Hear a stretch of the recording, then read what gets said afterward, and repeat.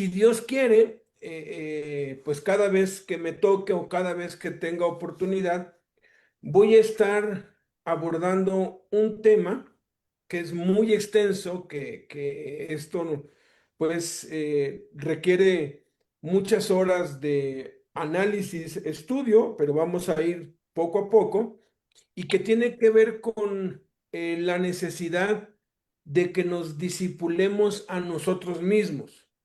Discipúlate a ti mismo. A veces eh, creemos o tenemos la idea de que la enseñanza y el discipulado depende de otros. Y sí, Dios ha dado maestros, apóstoles, profetas, evangelistas, pastores para dirigirnos, pero nosotros tenemos que colaborar en el proceso. Hay una palabra que utiliza a menudo el apóstol Pablo que tiene que ver con ejercitarnos, ¿no? Es como si tú vas a un gym y tienes el mejor gimnasio y tienes a los mejores instructores, pero nunca te subes a una máquina y nunca haces nada.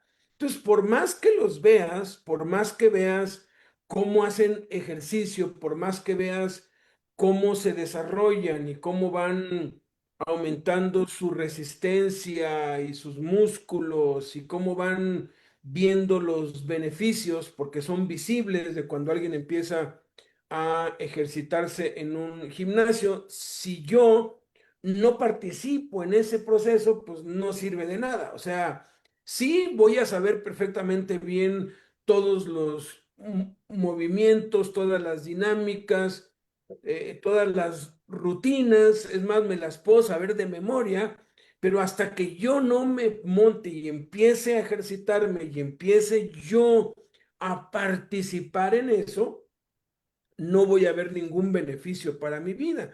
Y eso sucede a menudo en el cristianismo.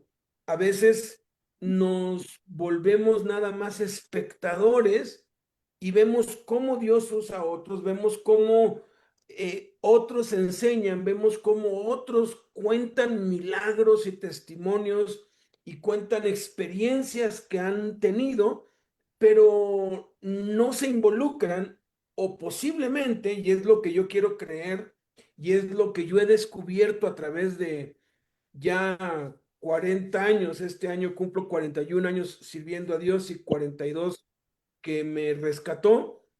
eh, la razón principal por la que muchos no participan es porque el sistema que se ha corrompido, que se ha hecho como el mundo, les dice que no es así.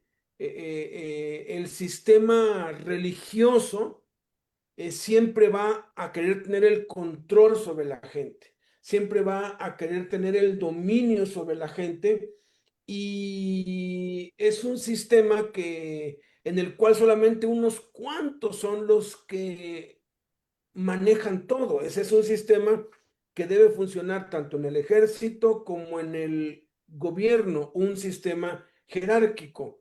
Y hay gobernantes que gobiernan a la gente y la gente no participa, simplemente paga impuestos y se porta bien y ya.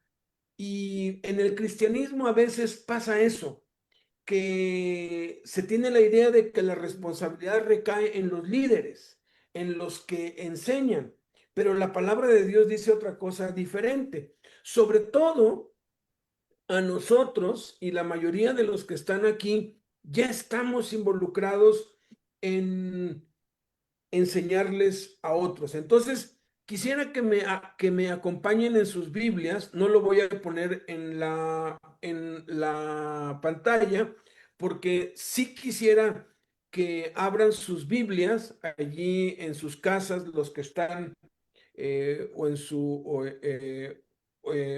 su trabajo, nuestros amados hermanos del Cerezo de Tecach. Allí abran su Biblia en Romanos capítulo 2. Los que están en las líneas telefónicas también abran su Biblia en Romanos capítulo 2, porque Sí, yo soy partidario de que hay que enseñar visualmente y es importante que se haga, pero a veces es tan importante recibir la enseñanza visual como el que nosotros hagamos el esfuerzo también de ver en nuestra Biblia y de incluso marcar algo que Dios nos está hablando mientras estamos recibiendo la palabra de Dios. Y aquí les voy a pedir que subrayen alguna que otra palabra, porque voy a leer del versículo 17 al versículo número 24 y después voy a ir explicando versículo por versículo. Entonces, leo todo para pues poder tener el contexto global y luego vamos versículo por versículo y si nos puedes apoyar, Philly, allí con una oración pidiéndole a Dios que sea Él el que nos hable y que sea su Espíritu Santo el que nos enseñe. Vemos, hermanos, cerrémonos los ojos y oremos. Soberano Dios, que moras aquí desde los altos cielos, Señor, en esta mañana, Padre, venimos delante de tu presencia, Padre, para pedirte, Señor, que seas tú quien utilice a nuestro hermano Alberto, Señor, para impartir tu palabra, Señor. Dale palabras fáciles y entendibles, Señor, para que nosotros también podamos comprender qué es lo que quieres para nuestras vidas, Padre. Porque tenemos comprendido, Señor, que cada vez que nos reunimos a escuchar tu palabra, tienes algo para nosotros, Señor. Enséñanos, Padre, en estos días, Padre. Utiliza a nuestro hermano Alberto, Padre, bendícelo y bendice su vida, que seas tú, Señor, que lo bendiga, Padre, y que le dé las palabras necesarias, Padre, para que Él pueda hablarnos de tu palabra, Señor. Te pido que siempre estés con ellos, Señor, trabajando con ellos, Padre, para que también ellos, Señor, enseñen lo que tú les has enseñado por medio de nuestro vida. Padre, te pedimos que seas tú quien ilumine su vida y que ilumine, Padre, su camino, Señor. En el nombre de Jesús, amén. Amén, muchas gracias. Pues entonces doy lectura a todo el pasaje completo. Dice Romanos 2 17 al 24. He aquí, tú tienes el sobrenombre de judío y te apoyas en la ley y te glorías en Dios y conoces su voluntad e instruido por la ley apruebas lo mejor y confías en que eres guía de los ciegos, luz de los que están en tinieblas, instructor de los indoctos, maestro de niños, que tienes en la ley la forma de la ciencia y de la verdad. Tú, pues, que enseñas a otros, ¿no te enseñas a ti mismo? Tú que predicas que no se ha de hurtar, ¿hurtas? Tú que dices que no se ha de adulterar, ¿adulteras? Tú que abominas de los ídolos, ¿cometes sacrilegio? ¿Tú que te jactas de la ley con infracción de la ley deshonras a Dios? Porque como está escrito, el nombre de Dios es blasfemado entre los gentiles por causa de vosotros. Y quisiera empezar con el versículo 24. El versículo 24 es una alerta bastante fuerte, porque dice que el nombre de Dios es blasfemado, es tenido por poco o vituperado, blasfemado, se habla mal del nombre de Dios, dice, por causa de nosotros. Yo ya tengo 40 años visitando las cárceles y cada vez que hacemos alguna campaña de evangelismo o pues cada vez que yo trato de atraer a alguno de los que por ahí andan y, y les digo, mira, vente al grupo, y me dice, no, casi siempre me han dicho lo mismo. Yo sé que es un pretexto, yo sé que lo hacen porque están buscando una excusa para no acercarse a Dios, pero a veces algunos sí tienen razón en lo que dicen y la excusa principal es yo no voy a ir porque todos son hipócritas. Cuando yo empecé a ir a la cárcel, pensé que era un fenómeno nada más de dentro de la cárcel, pero acá afuera me he encontrado con que es el mismo fenómeno, es lo mismo adentro de la cárcel y afuera. La gente no quiere saber nada de Dios por el mal testimonio de nosotros los cristianos. Y me han dicho, no, es que yo conozco vecino que va a la iglesia todos los domingos y entre semana, pero es un ladrón, es un hipócrita, y me dan una gran lista. Algunos otros hablan mal de los líderes. No, es que nosotros pues nos enteramos de esto y esto, o han sido víctimas, ¿no? Y es triste porque desafortunadamente en muchos de los casos es cierto. Ahora, no quiere decir que eso va a impedir que el evangelio llegue a ellos. Cuando nosotros nos mudamos ¿qué se llama? A vivir en una casa nueva, enfrente de nuestra casa vivía una familia bastante disfuncional. Hoy ellos dos son misioneros, ellos sirven a Cristo y el esposo venía de una cuna cristiana desde niño y ya de grande se había apartado por el mal testimonio de los pastores y de los hermanos y de muchos otros. Se casó con una mujer que no era pues cristiana y quiso acercarse al cristianismo ella, pero la defraudaron. Incluso ya cuando los estábamos discipulando, nos comentaron que a dos casas vivía un pastor, pero que habían ellos visto cómo su conducta era mala, cómo golpeaba a su, a su esposa, porque ella se hizo amiga de la esposa y cómo era un borracho, o sea, cómo vivía de una forma totalmente opuesta y que ellos los habían invitado muchas veces a la iglesia y obviamente no querían ir por esa causa. Cuando les empezamos a hablar de Cristo, nos dijeron ellos, nosotros estuvimos observándolos primero para ver si eran de verdad y cuando después de un año y medio o dos se dieron cuenta que no eran nada más palabras, entonces entregaron sus vidas a Cristo, se bautizaron y hoy sirven a Dios. Entonces no quiere decir que ya está perdido por causa del mal testimonio que hemos dado. Sí, muchos retrasan o ralentizan su entrega a Cristo porque hay mal testimonio de otros, pero si nosotros entendemos que depende de nosotros y de nuestro comportamiento y de nuestra conducta, no solamente de nuestras palabras, que la gente se acerque a Cristo, entonces hay esperanza de revertir este fenómeno, esta desgracia le llamaría yo, de que mucha gente ha sido vacunada contra el Evangelio por causa del mal testimonio de algunos. La razón es que no saben o no quieren, en la mayoría es que no saben que ellos deben discipularse a sí mismos, que cada cristiano debe participar en el proceso del discipulado junto con aquellos que le enseñan.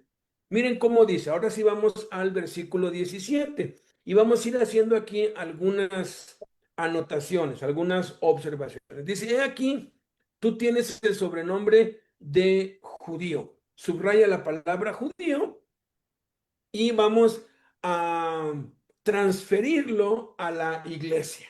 Si vamos a interpretarlo para la iglesia. Y arriba de judío escribe cristiano o en tu mente pon cristiano, ¿por qué nos llamamos cristianos? Y aquí que tú tienes el sobrenombre de cristiano, ¿no? Los que hemos entendido que Jesús no vino a establecer una religión, entendemos, nosotros no tenemos denominación, seguimos a Cristo, pero pues cuando nos dicen, bueno, pero ¿qué es lo que eres? ¿No? Cuando vienen los del censo y dicen, bueno, ¿y qué religión tiene usted? No tenemos ninguna religión. Entonces el entrevistador dice, entonces son ateos. No, creemos en Dios, creemos en Cristo, creemos en la Biblia. Cuando nos fueron a hacer el censo en el año 2000 y que el del INE, perdón, el del INEGI fue y dijo, ¿ustedes de qué religión son? Dijimos, no, no tenemos ninguna religión, no están afiliados a ninguna religión, a ninguna, ni denominación, no, porque él traía una lista en donde iba pues palomeando. Dijo, entonces ustedes son ateos. Y dijo, no, le dijimos, no, creemos en Dios, en Cristo, en la Biblia. Y entonces alzó la cara y dijo, ah, son cristianos. Y pues buscó en la hoja y marcó cristianos, ¿no? O sea, hasta la gente del mundo sabe que los que nos hacemos llamar cristianos o que los que nos identificamos con la Biblia, con Cristo, con la palabra de Dios, somos cristianos. Aun cuando no era algo que se hacían llamar los primeros cristianos, sino que dice la escritura que fueron llamados así. Uno de mis hijos, su sueño desde niño eh, Pues, era integrarse al ejército, a la marina. Particularmente él quería ser marino desde niño. Entonces, cuando él aplica y le hacen cientos de estudios, porque ahí los estudian así de todo, de todo, de todo, y les hacen exámenes psicológicos y, bueno, entrevistas largas y de todo, ¿no? Entonces, de como mil y tantos que aplicaron nada más, escogieron a 20. Y ya cuando ya están los 20 para ya ser asignados a algún puerto y que empiecen ya con su entrenamiento pues militar, el almirante que los pues felicita y les da pues,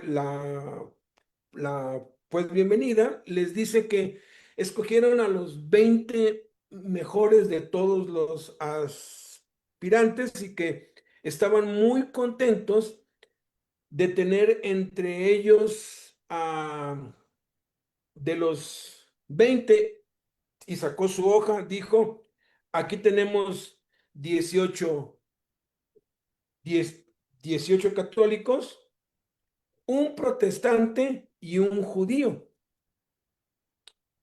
Y nos interesa que tengan valores espirituales, dijo, porque alguien que no tiene un valor espiritual o lo tiene superficialmente no sirve como soldado, no sirve para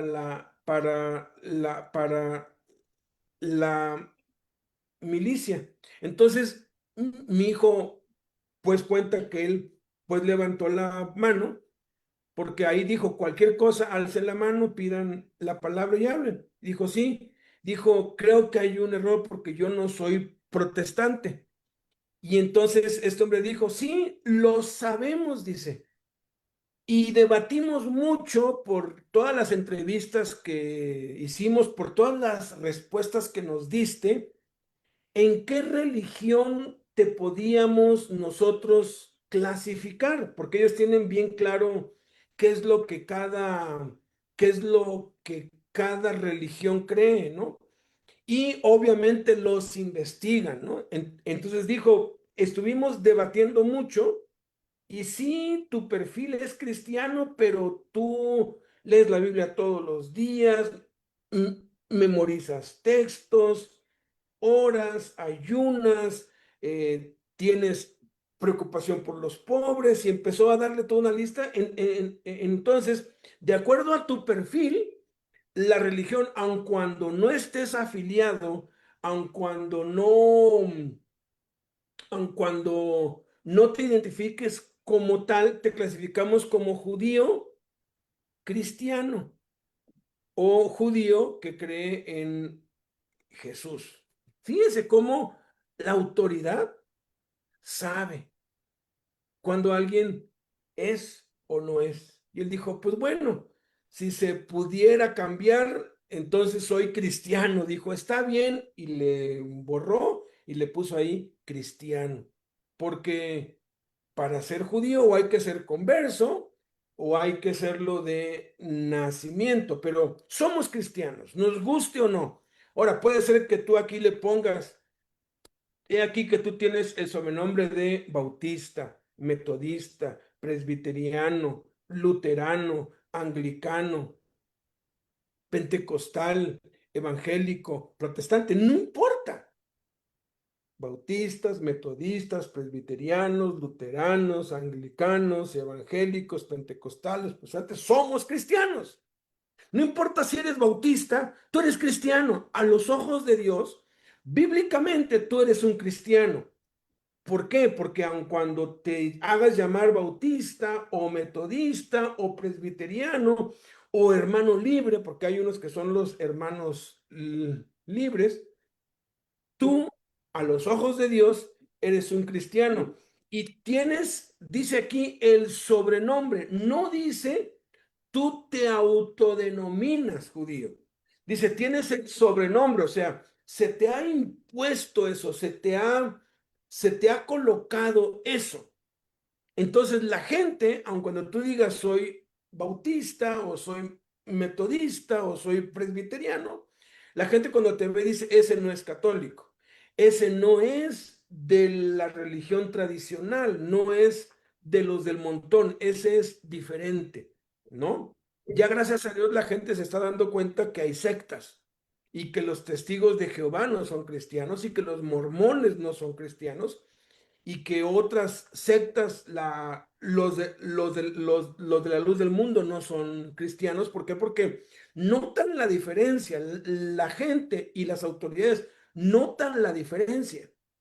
Entonces, quieras o no, la gente ya nos ha etiquetado y nos ha etiquetado como cristianos. Saben que somos diferentes. ¿Por qué? Porque dicen, yo conocí un cristiano que me robó dinero, que me quedó a deber, que me hizo un fraude. Y dicen cristiano. He conocido incluso empresarios que cuando les recomiendo a alguien para trabajar me dice, sí, sí, pero que no sea cristiano, porque he tenido cristianos aquí que me han pues quedado mal, que me han robado, porque han desacreditado el evangelio, desafortunadamente. Entonces, punto uno es eso, ¿no? ¿Por qué? Porque la gente nos ha etiquetado y nos ha etiquetado así. ¿Por qué? Dice, y te apoyas en la ley. Subraya la palabra ley y ponle arriba Biblia.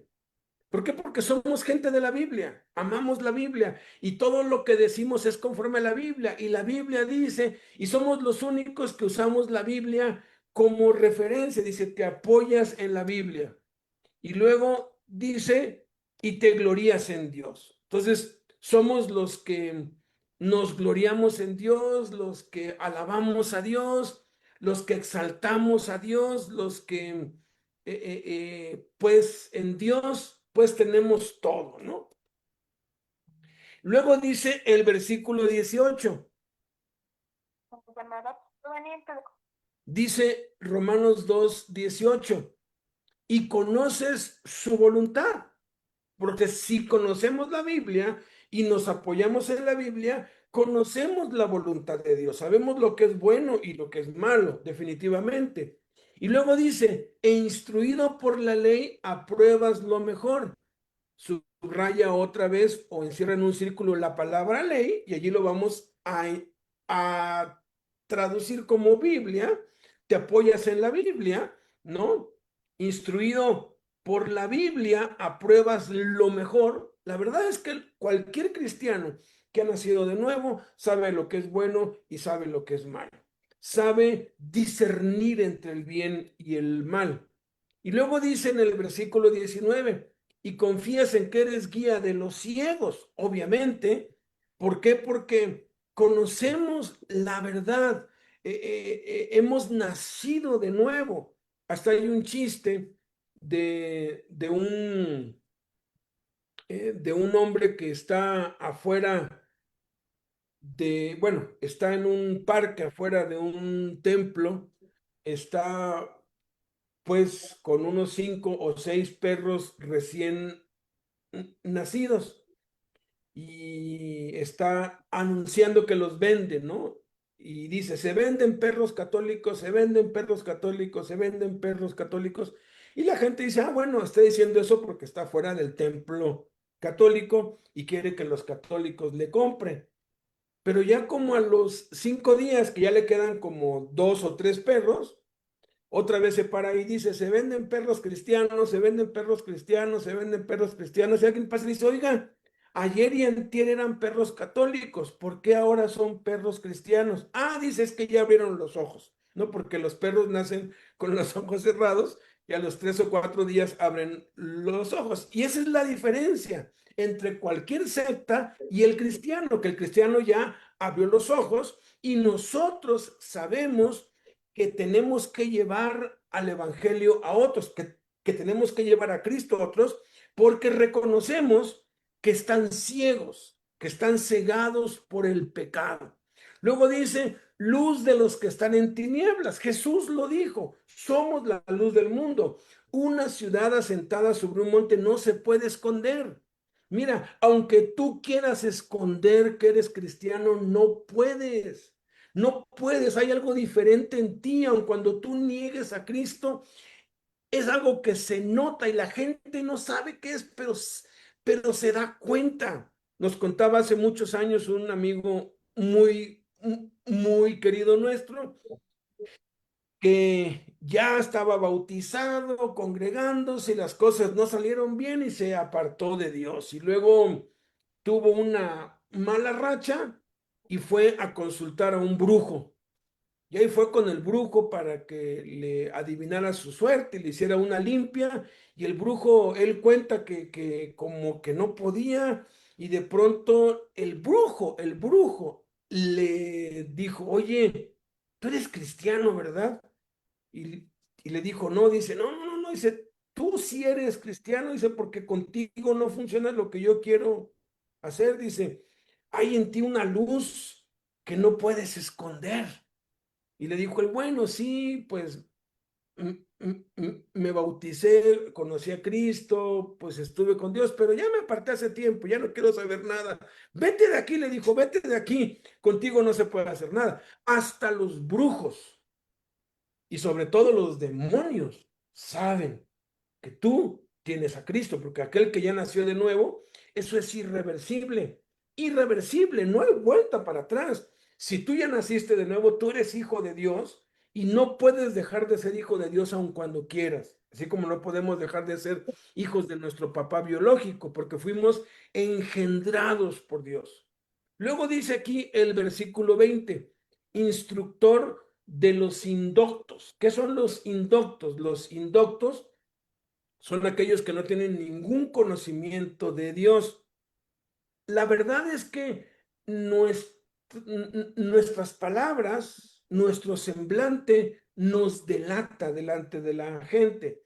Nosotros no enseñamos nada más en un curso o en una clase. Nosotros estamos enseñando todo el tiempo. La escritura dice que somos cartas abiertas, cartas vivientes que son leídas por todos los hombres. Somos olor de vida para vida y olor de muerte para muerte. Hay un olor espiritual, hay hay algo en el ambiente espiritual que la gente nota. Y hay gente a la que le caemos bien de entrada y gente a la que le caemos mal sin ningún motivo.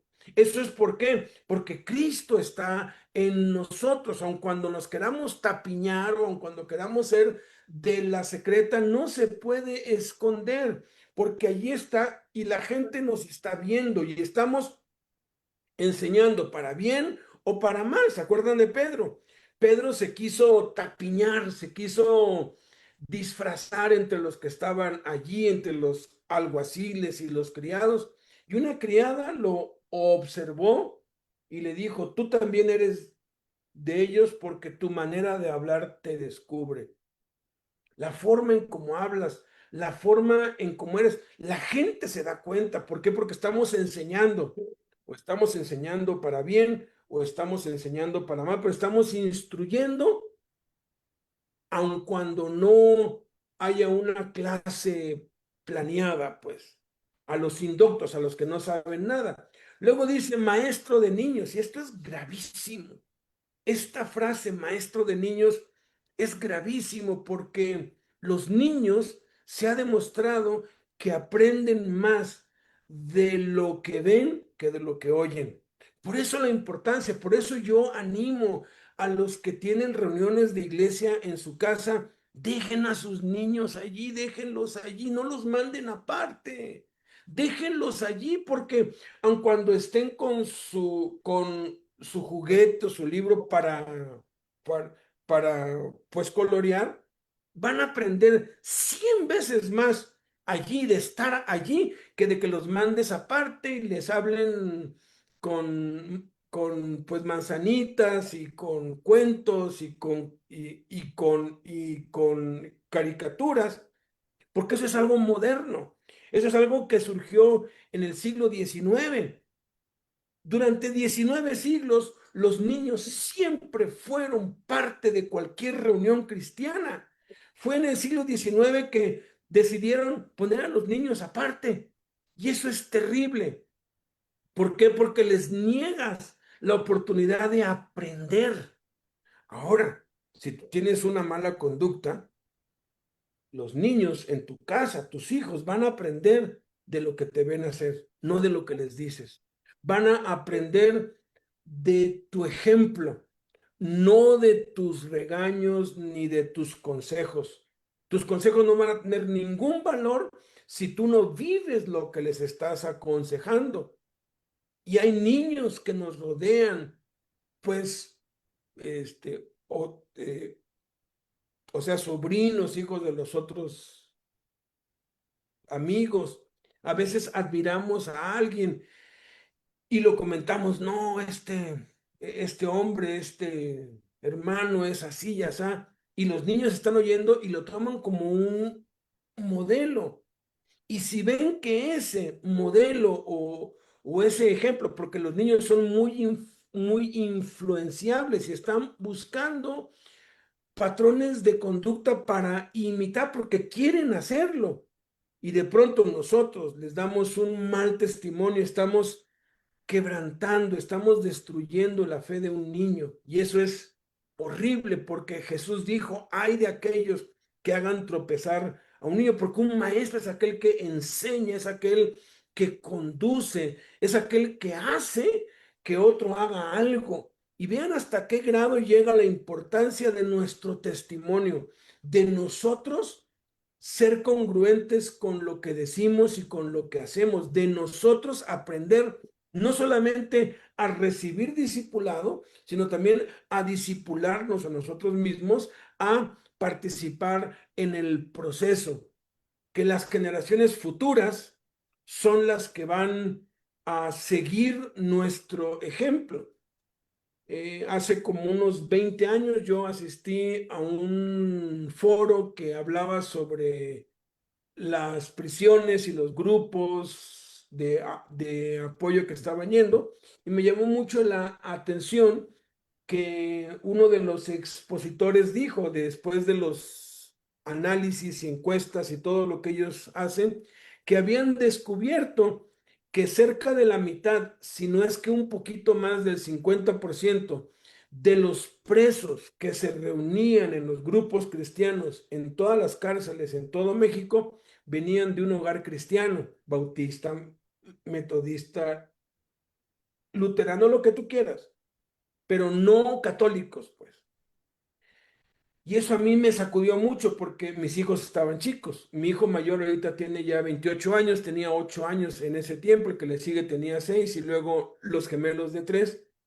Y yo dije, bueno, ¿cómo me puedo asegurar yo de que mis hijos no se vayan por el mal camino? Entonces empecé con los líderes y luego con los que servían dentro de la cárcel y con otros a preguntarles, oye, tú vienes de una familia cristiana, evangélica, metodista, bautista, de la que sea, pero y más de la mitad me dijeron que sí. Y luego les hice otra a los que pues me decían que sí, ¿por qué te apartaste de Dios? Y me daban respuestas muy variadas, pero hubo dos cosas que sobresalieron de la respuesta que me daban del por qué habían renegado de la fe, se habían ido al mundo y hacer pues cosas malas. Una era la doble vida de sus padres. mm, mm, Me decían, casi todos coincidieron en esto. Mis papás eran unos en el templo y otros en la casa. En el templo se comportaban muy bien, pero en la casa se comportaban mal. Decían y no hacían. El ejemplo aquí dice, maestro de niños. Y la segunda causa es que se sentían rechazados por Dios, porque sí los dejaban estar en los cantos, ¿no? Pero en cuanto acababan los cantos, todos los niños pasen a sus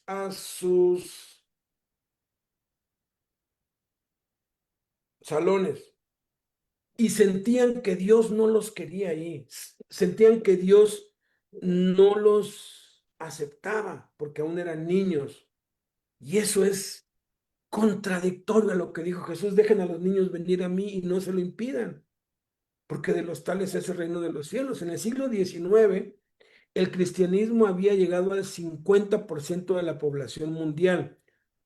Uno de cada dos habitantes, 5 de cada 10, 50 de cada 100 habitantes del mundo eran cristianos, creyentes, evangélicos, nacidos de nuevo, que se apoyaban en la Biblia, que se gloriaban en Dios. ¿Qué pasó? ¿Por qué entre el siglo XIX y el siglo XX vino un declive terrible que del 50 pasó al 40, al 30, hasta que llegó casi al 10 otra vez, hasta los años 60 del siglo XX? ¿Por qué? Los eruditos y historiadores aseguran que es porque sacaron a los niños de las reuniones. Esa fue la razón, porque las siguientes generaciones que se sentían rechazadas por Dios ya no perseveraron. Pero gracias a Dios por China, porque China ya para dentro de unos 3 o 4 años, los estadistas aseguran que va a ser el país con más cantidad de cristianos en todo el mundo, va a ser el centro del cristianismo a nivel mundial, porque hoy hay cerca de 200 millones de cristianos y allí no hay templos, allí todo lo hacen en sus casas y allí no hay reunión para los niños, allí hay reunión de todos juntos, porque los niños al estar allí, aun cuando juegan y son latosos y hacen ruido, como tú quieras, pero eso prueba nuestra paciencia.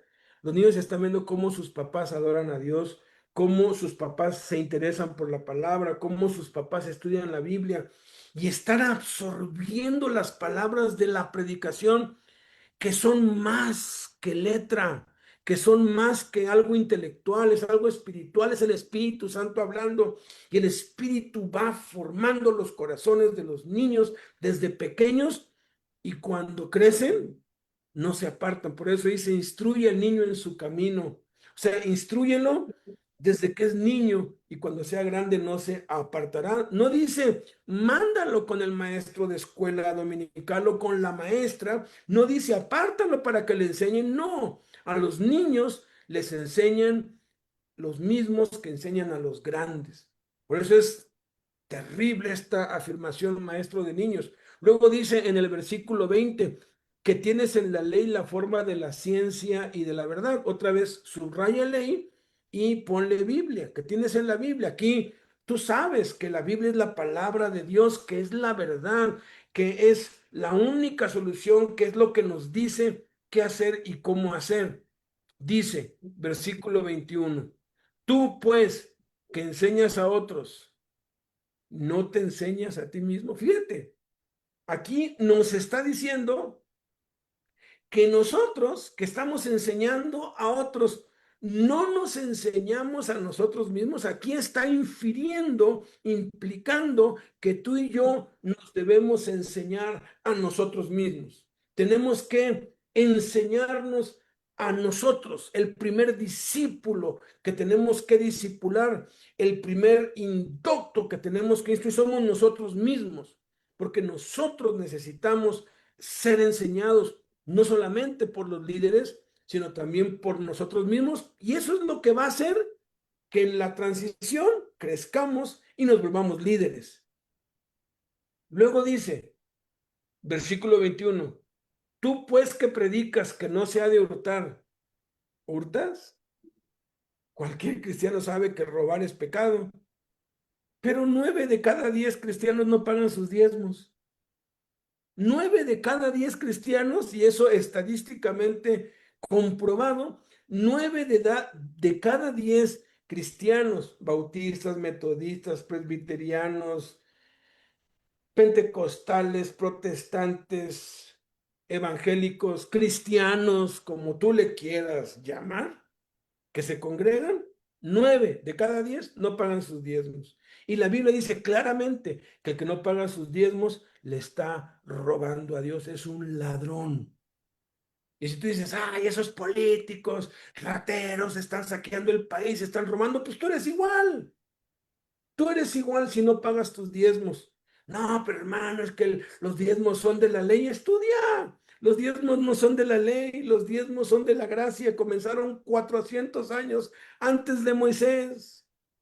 No es que Jesús nunca habló de los diezmos. Estudia, Jesús sí habló de los diezmos. Y es más, los estimuló. Es que en el Nuevo Testamento no se habla muchísimo, solamente que tienes que estudiar, tienes que aprender, tienes que dejar de robar. Sabes que robar es malo. Y 7 de cada 10 presos, 7 de cada 10 presos, de acuerdo a las estadísticas, está por un delito asociado con el robo. Si nada más aprendieras esto de que tienes que dar tu diezmo, aun cuando sea 1 peso o 2 pesos, en la cárcel les hemos enseñado, tienen que dar su diezmo y no les pido que me lo den a mí. Yo les he enseñado desde hace muchos años, organícense ustedes, nombren un tesorero y recojan los diezmos. Oye, pero es que no tienen nada, pues por eso no tienen nada, por eso están en la miseria, porque no diezman, porque están robando, porque están dando un mal ejemplo. Y cuando lo han hecho, empiezan a prosperar. Y ese dinero, la Biblia que enseña que hay que dar los diezmos, también enseña cómo se deben usar. Y Dios los guía y Dios les muestra cómo deben usar los diezmos, pero deben diezmar todos, sin excepción. No hay excusa ni hay excepciones en este punto. Luego dice, versículo 22, tú que dices que no se ha de adulterar, ¿adulteras? Si no, el adulterio es malo, hermano. Esos que se van a los moteles y que andan con una mujer y con otra. Bueno, y tú y yo somos iguales. ¿Por qué? Porque Jesús dijo que el adulterio no es únicamente cuando uno va al acto físico, a la cama con una mujer. El que mira a una mujer para codiciarla ya cometió adulterio en su corazón. También hay un adulterio que es el adulterio espiritual.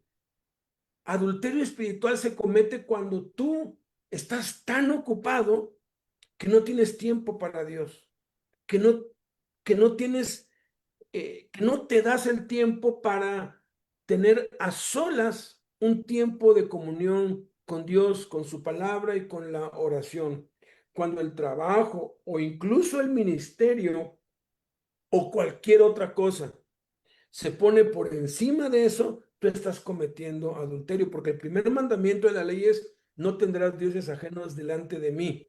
Y cualquier cosa que sea más importante que Dios, cualquier cosa que te quite el tiempo para Dios, es un ídolo que te hace cometer adulterio, adulterio espiritual.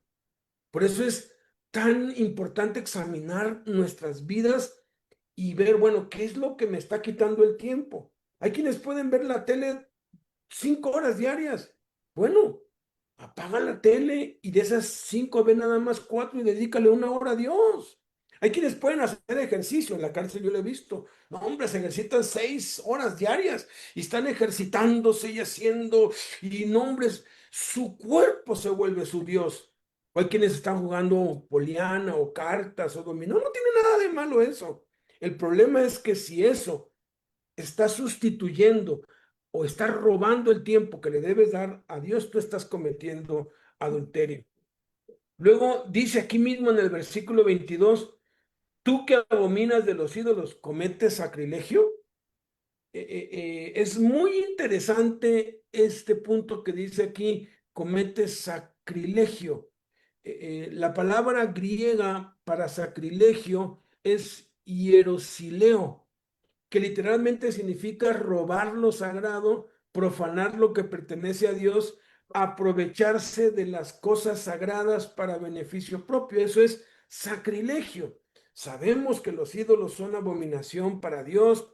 Nos hemos despojado, espero que ya lo hayas hecho, de colgajes, amuletos, de escapularios, de cualquier ídolo, de cualquier imagen, de cualquier santo, de cualquier cosa que Dios abomina. Pero no es la única forma de adorar ídolos. Cuando algo es más importante, como ya hemos dicho, es porque tú tienes un ídolo allí. Pero este punto de cometer sacrilegio implica que te beneficias o buscas a Dios para tu propio beneficio. Yo he conocido a muchos que se congregan porque van a hacer negocios, porque van a conseguir clientes, o porque están interesados en otra cosa, o sea, están usando las cosas de Dios para su beneficio propio. Muchos predicadores cometen sacrilegio, usan la palabra de Dios para beneficiarse a sí mismos. Y entonces termina diciendo, versículo 23, tú que te jactas de la ley, con infracción de la ley deshonras a Dios. Tú que te jactas de la Biblia, con infracción de la Biblia deshonras a Dios. ¿Qué es una infracción? Una infracción es simplemente desobedecer algo establecido. Y las infracciones, esas normalmente se asocia el nombre de infracción con una multa de tránsito.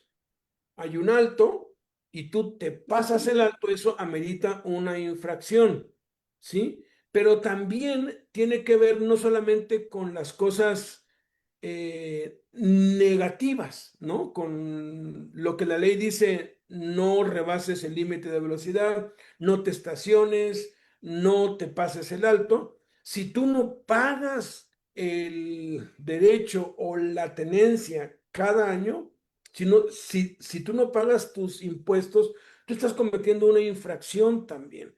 Si tú ya hoy las tarjetas de circulación tienen caducidad, si caducó hace un año o hace un mes, o tu licencia, si tú no renuevas tu licencia y traes una licencia vencida, eso es una infracción. Entonces, no solamente emborracharse y se llama drogarse y matar y secuestrar son pecado. No orar es un pecado. El profeta Samuel le dijo al pueblo que Dios me libre de pecar contra Dios si dejo de orar por ustedes, dejar de interceder. El no evangelizar, no leer la Biblia es pecado, porque dice que el que sabe hacer lo bueno y no lo hace, le es pecado. Hacer acepción de personas es pecado. Entonces, a veces nosotros descuidamos nuestra vida espiritual, descuidamos nuestra disciplina espiritual y creemos que todo está bien. ¿Por qué? Porque pues todo está bien.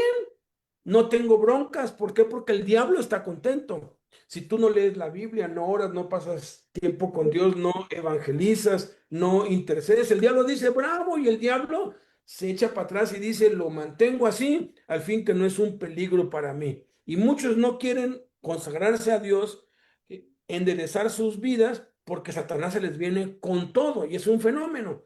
Cada vez que intentamos meternos más con Dios, se nos complica todo, pero es porque el diablo te quiere estorbar, el diablo te quiere impedir, por eso es que hay que ser valientes. Y acabo, pues, con esto. ¿Por qué es todo esto? ¿Por qué hay esta incongruencia en muchos de nosotros? Porque no nos enseñamos a nosotros mismos o hemos dejado de hacerlo. Yo tengo un primo, él ya partió con Dios hace unos años.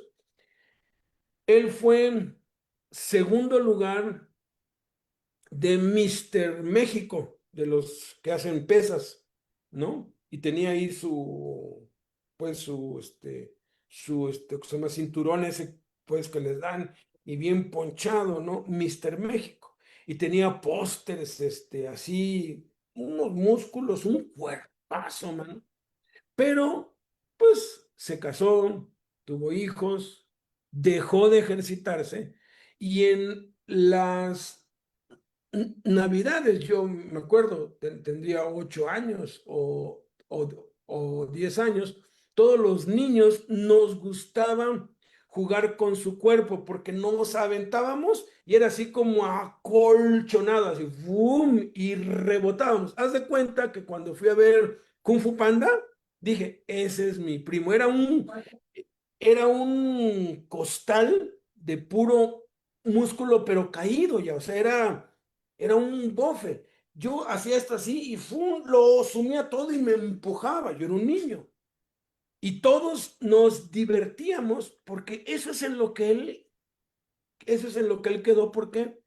Porque si bien llegó a ser Mister México, se llama segundo lugar, dejó de ejercitarse.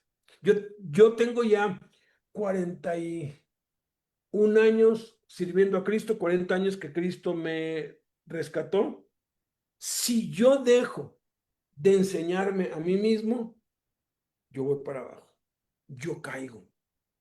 Porque esto no es nada más de que ya aprendiste, ya no, tienes que hacerlo por el resto de tu vida. Entonces, quisiera que oráramos, quisiera que de verdad nos examináramos a nosotros mismos, nos guste o no, tenemos a Cristo, la gente se da cuenta, la gente lo sabe. ¿Qué estamos enseñando? ¿Qué estamos mostrando? ¿Qué ejemplo estamos dando? Por causa nuestra hay gente que se está apartando de Dios. Por causa nuestra el nombre de Dios está siendo blasfemado. ¿Cómo me enseño a mí mismo? Bueno, es una oración que puedes hacerle. No tienes que esperar a que yo dé el siguiente tema, porque en temas posteriores o en oportunidades posteriores voy a seguir hablando de este tema. Pero simplemente ten ese deseo. Yo veo está aquí Roboam, Sigüenza, Marco Antonio Ramírez, José Manuel Jordan, Joel Olvera, Horacio Molinar, Adolfo Cervantes, Gio, nuestros hermanos del Cerezo Tuscada. Yo estoy segurísimo que ustedes ya saben cómo.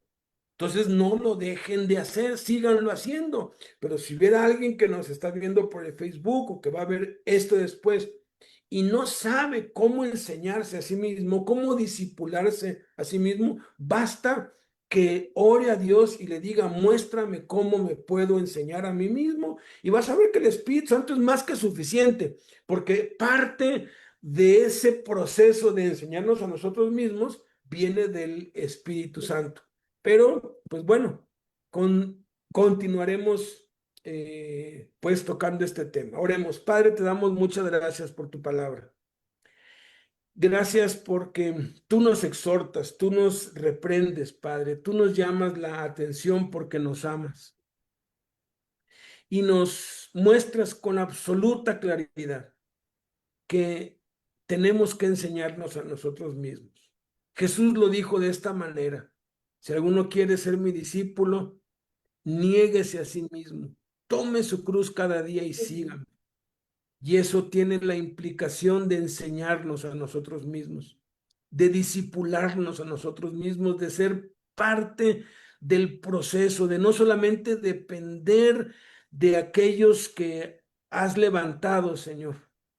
Y que una vez que entendemos eso y somos levantados y somos luz y faro para otros y ganamos a otros para Cristo y los discipulamos, que también les enseñemos esto, Señor, para que ellos a su vez crezcan y dejen de depender de nosotros, Padre. Dejen de depender de nuestras enseñanzas para su crecimiento espiritual, para su sostenimiento espiritual, para su aprendizaje y que todos, bendito Señor, seamos como Jesús, que recurría a ti, la única fuente de inspiración, de verdad, que nos hagamos totalmente dependientes de ti, Padre, así como lo fue Jesús, que por medio de Jesús podamos obtener todo. Sí, nos necesitamos unos a otros, Padre. Y necesitamos, como los niños, durante un tiempo ser guiados, amamantados, alimentados, pero tenemos que crecer como los niños y dejar de ser dependientes para comer, para asearnos, para, para, para que nos sustentemos, dejemos de ser dependientes de nuestros padres y nos hagamos dependientes de la inteligencia que nos has dado y nos valgamos por nosotros mismos, Padre. Pero así como hay muchos que todavía dependen de sus padres, aun cuando ya son hombres maduros, y que todavía no saben valerse por sí mismos, así hay muchos de tus hijos que todavía dependen de otros, Padre, y no han crecido, principalmente porque no saben. Y si lo saben, han sido negligentes, Padre. Que hoy, este nuevo inicio de año, renovemos nuestras fuerzas, Padre, para no solamente aprender, sino poner en práctica, Señor, e involucrarnos en este proceso, en el nombre de Jesús. Amén.